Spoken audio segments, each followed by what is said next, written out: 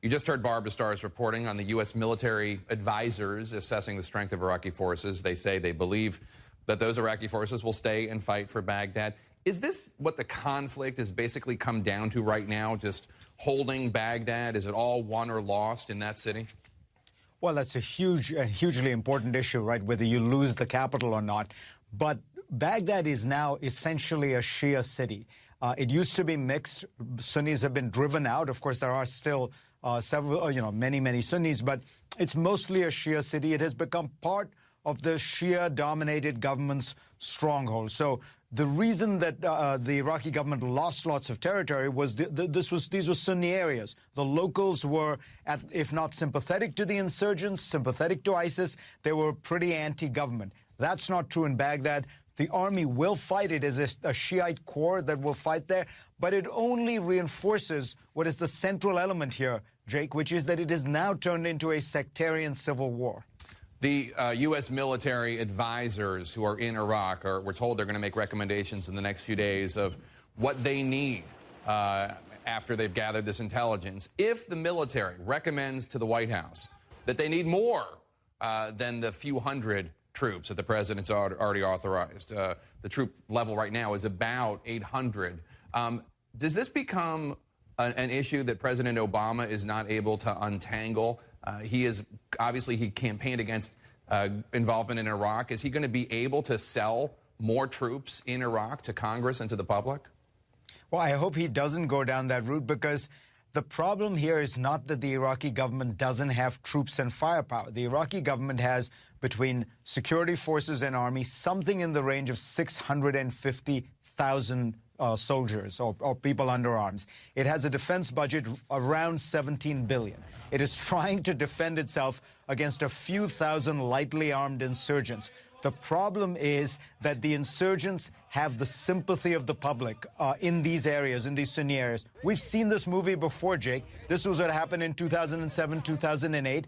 And with 140,000 troops, General Petraeus still said the only solution was political. You had to reach out to the Sunnis, to the tribes. You had to divide the Sunnis so that they stopped supporting, groups like Al-Qaeda. That's the same solution here. And if Prime Minister Maliki isn't willing to do it, sending in a few hundred more American advisors or a few thousand more American troops is certainly not going to solve the problem. And let's talk about that. It was called the Sunni Awakening, and all those tribal leaders were able to join with the government's effort. A lot of them felt abandoned after the U.S. left. A lot of them felt like they stuck their neck out, and that Maliki, who is Shiite, as you pointed out, basically turned his back on bringing Sunnis into the government. What needs to happen? What does Maliki need to do for this to work?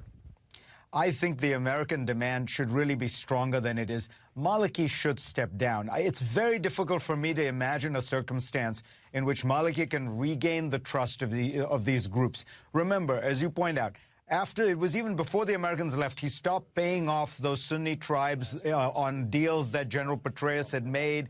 He reneged on a lot of power-sharing agreements. He went and targeted Sunni officials, and he sent out, in some cases, death squads against these people. Now, he can't come around and say, oh, I was just kidding, folks. Let's all hold hands and sing Kumbaya. That's not going to work. I think you need a fresh face at the head of the Iraqi government, and that should be our demand if the United States is going to provide anything substantial in terms of support.